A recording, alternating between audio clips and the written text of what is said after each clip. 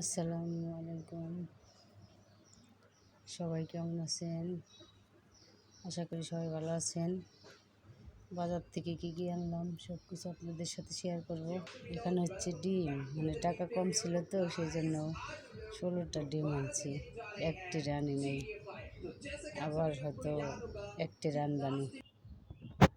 এটার ভিতরে আছে কি এখানে আছে এক পোয়া জিরা। জিরার দাম হয়তো কমছে, 195 টাকা, 5 টাকা কম নিচ্ছে। এটা হচ্ছে লবণ,